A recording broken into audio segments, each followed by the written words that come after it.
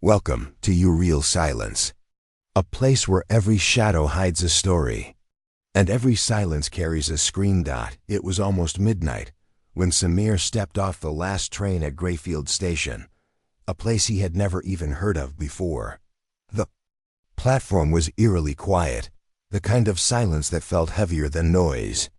Only one dim light flickered above him, casting long shadows that seemed to move on their own, and then he saw her.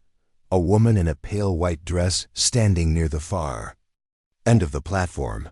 She wasn't moving, wasn't waiting, just standing. Her long hair covered most of her face, but what disturbed Samir the most was her posture, too stiff, too still. He tried to ignore her, telling himself she was just another passenger. But when he glanced again, he froze. She was staring at him. Samir forced himself to walk past her, the sound of his footsteps echoing unnaturally in the empty station. As he drew closer, he noticed she held a worn-out leather bag. Something about it looked wrong, old, out of time. He cleared his throat and spoke, his voice trembling slightly. "Miss, are you waiting for someone?" The woman didn't respond. Her head tilted slowly to one side, like a puppet being pulled by invisible strings.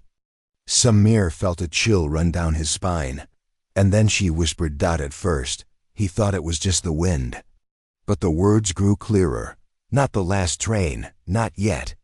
Before he could react, the station lights flickered violently and went out. For a few seconds, only the sound of Samir's breathing filled the darkness. When the lights finally returned, the woman was gone. But the bag was still there. Curiosity overwhelmed his fear. Slowly he picked it up. Inside was a single train ticket, faded and crumbling at the edges. Samir's hands trembled as he read the date 1965. And on the back of the ticket, written in red letters that looked disturbingly like blood, "She is still waiting." Echoing train horn. Fade out. Samir couldn't shake off what happened that night. The image of the pale woman, the old leather bag, and the train ticket dated 1965 haunted his thoughts like a curse. The next evening, he returned to Greyfield Station. The platform was just as empty, the air just as heavy, and the same broken lamp flickered weakly overhead. But this time, he wasn't alone. At the far bench sat an old man, his clothes ragged, his face weathered by years. He was staring at the tracks as if waiting for something. Samir hesitated, then approached him. "Sir, do you come here often?" The old man didn't look up. His voice was rough but steady. "You saw her, didn't you?" Samir's heart froze. "What do you mean?" The old man's lips curved into a humorless smile. "The woman. The one with the bag. Everyone sees her, sooner or later." Samir sat down, his mind racing. "You mean she's real?" The old man finally turned to him. His eyes were tired, but sharp, filled with something between fear and resignation. "Real? Boy, she's more real than you and me. She's been here for 50 years, same night, same hour. Always waiting for the train that never comes." Low. Wind whistling, faint whisper of a woman's voice in the background. Suddenly, Samir felt it. The chill. That unnatural coldness sweeping across the platform. The kind that makes your breath visible in the dark. He turned. She was there again. The same woman, in the same pale dress. Standing at the far end of the platform, her head bowed, her bag clutched tightly. But this time, she wasn't still. Her lips moved constantly, muttering something under her breath. A whisper. Samir strained his ears. He could barely make out the words. Train. Ticket. Still waiting. Still waiting. The old man leaned closer, his voice trembling. "Don't listen. Don't answer her. That's how she finds you." Samir's throat went dry. "Finds me?" The old man didn't reply. Instead, he stood up and hurried toward the exit, never once looking back. Now Samir was alone. The whispers grew louder. The woman slowly raised her head. And for the first time, Samir saw her face. Her eyes were hollow pits of darkness. No pupils, no whites, just endless black voids that swallowed the flickering light. Her voice turned into a hiss. "You have the ticket. Give it back." Samir's hand instinctively went to his pocket. The old leather bag, the ticket. He still had them. And then behind her, Samir saw it, a train.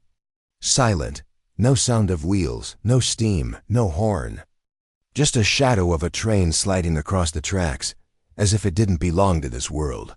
The woman stepped closer, her feet still not touching the ground. Samir single quotes, as pulse hammered in his chest. He wanted to run, but his legs refused. The whisper crawled into his ears, into his head, into his very bones. "Give it back, or ride with me." Lights flicker violently. Sudden blackout. Only the echo of the train in the distance. Fade out. Samir didn't sleep that night. The whispers, the hollow eyes, the shadow train, they gnawed at his sanity. Every time he closed his eyes, he heard her voice. "Give it back, or ride with me." By dawn, he decided he had to know the truth. He opened the old leather bag. Again, inside, the train ticket lay waiting, fragile, yellowed with age. Samir ran his fingers across the paper. The date was clear, October 12, 1965. But what chilled him most was the text beneath. Instead of a destination, it simply read, "One way." Samir took it to the city archives, hoping to find answers. The clerk, an older woman with spectacles, examined the ticket. Her face drained of color. "Where did you get this?" she whispered. Samir hesitated. "From the station. Someone left it." The clerk shook her head. "No, sir. This isn't possible. This ticket was from the accident." Samir leaned closer. "What accident?" The woman's voice dropped lower, trembling. 50 years ago, a train derailed at Greyfield Station. Dozens died. Many were never found. People say some souls never left that night. Samir's stomach turned. The woman continued, her eyes filled with dread. "They say there was a young woman among the passengers, traveling alone. She carried a leather bag and a ticket that was never punched. Some believe she still waits for her train every night on that platform."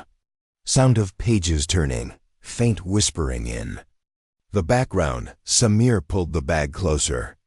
He didn't want to believe it, but every detail matched. As he stood to leave, the clerk reached out, gripping his arm. "Burn it. Burn the ticket, before she claims you." Samir nodded but didn't answer. Deep down, he knew it wasn't that simple. The ticket wasn't just paper. It felt alive, as if it belonged to her, and it wanted to return. That night, against his better judgment, Samir returned to Greyfield Station. The platform was waiting for him, silent, cold, empty. Except for her, the woman, the bag, the hollow eyes. Her whispers began the moment he stepped onto the concrete. "You still have it." "My ticket, my way home." Samir's chest tightened. He pulled the ticket out, holding it up in the trembling light. "What do you want from me?" he shouted. The woman raised her hand. Her voice echoed unnaturally, layered, like dozens of voices speaking at once. "Come with me. Ride with me. Or give it back forever." And then Samir heard it again, the ghost train, sliding across the tracks with no sound, no smoke, no light. Just a shadow of steel and death. As it passed, Samir saw faces in the windows, pale, hollow-eyed passengers staring out. All waiting. All silent. And in the last window, he saw her reflection, smiling. The train screeched to a stop. The doors opened, but no one stepped out. The woman pointed to the open door. "Your seat is waiting." Samir couldn't bring himself to step onto that shadow train. His body was frozen, heart racing, every instinct screaming to run. And then, as if someone had cut the strings of a puppet, the woman vanished. The train dissolved into mist. Silence swallowed the station again. He stumbled back into town, clutching the cursed ticket, his mind unraveling. He needed answers. There was one person left who might know the truth, the old station keeper. The next evening, Samir found him. An elderly man with cloudy eyes, living in a crumbling house near the station. He was almost blind, but his ears were sharp, and his memory sharper. At first, the old keeper refused to speak. Some stories aren't meant to be told, boy. Some souls never rest because their story never ended. But Samir insisted, slamming the ticket down on the table. I need to know. Who is she? Why is she waiting? The old man's hands trembled as he touched the ticket. His face drained of all color. You've seen her, haven't you? The girl in white. Samir nodded. The old man sighed heavily, as though a weight he carried for 50 years had finally come back to crush him. Her name was Eliza. She was only 19, traveling alone that night. People say she was running away. From her family, from something terrible. She bought a one-way ticket, but fate never let her leave. Faint sound of train wheels, distant screams layered under thunder. The old man's voice cracked. The train derailed just before midnight. Steel twisted, fire raged. And the screams never left this place. They pulled bodies from the wreckage, but Eliza's was never found. Some say she was trapped inside. Others say she walked away, but no one ever saw her again. He leaned closer, lowering his voice. But I did. I was here that night. I was the last one on duty. And I saw her standing on the platform after the crash, as if nothing had happened. She looked right at me and whispered, I'm still waiting. Samir's blood ran cold. Old man's eyes filled with tears. I never told anyone. But every night since, she returns, same place, same hour. Still holding that bag, still waiting for a train that will never come. And every poor soul who sees her is marked, just like you.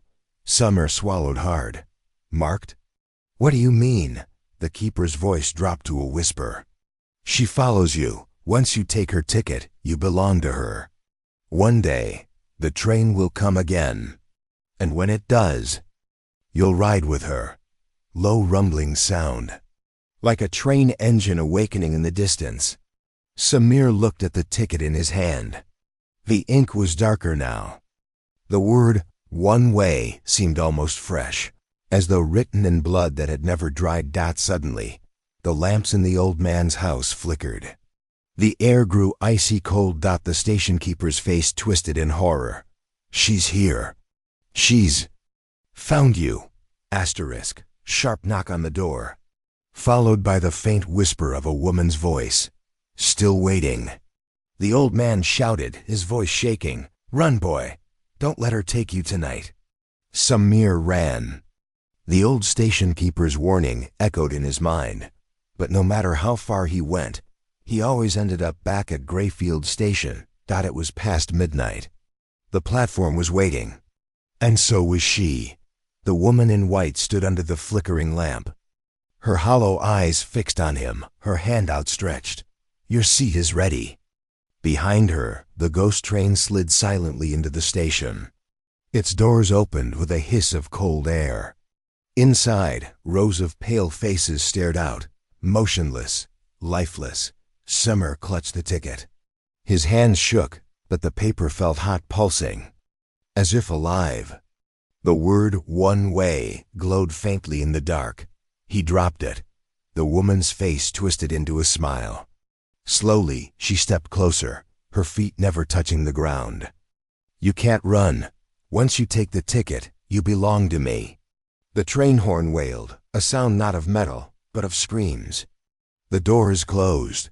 The last thing Samir saw was her hand reaching out, pulling him into the darkness. When the lights flickered back on, the platform was empty. Only the leather bag remained. Inside, a new ticket. Same date, same words. But this time, it bore a new name, Samir.